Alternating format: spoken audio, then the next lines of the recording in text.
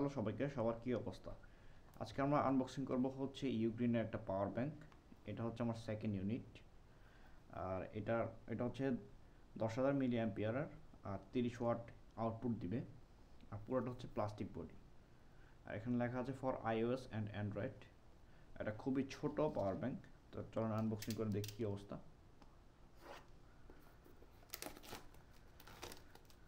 আচ্ছা, এটা হচ্ছে গ্লোবাল ব্র্যান্ড থেকে আনা। তো অফিসিয়াল ওয়ারেন্টি আছে 1 বছর। এটার দাম হচ্ছে অফিসিয়াল প্রাইস 4,000 টাকা। তো দোকান ভেদে ভিন্ন হতে পারে।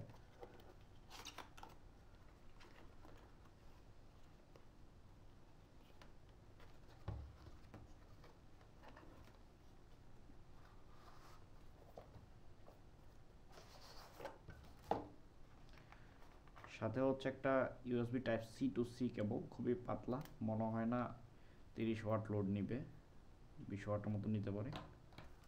আর এ হচ্ছে মেইন পাওয়ার ব্যাংকটা, খুবই পাতলা এবং খুবই ছোট। আর সাথে হচ্ছে ইউজার ম্যানুয়াল,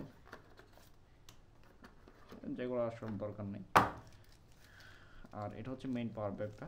এটাতে আসলে দুইটা ব্যাটারি আছে, মানে দুইটা সেল, 5,000 করে 10,000।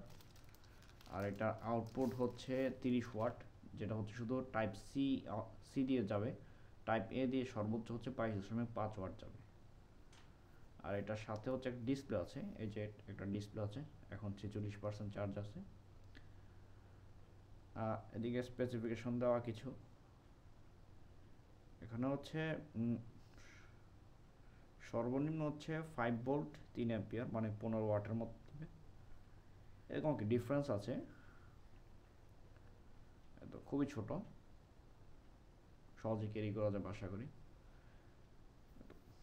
ধন্যবাদ সবাইকে।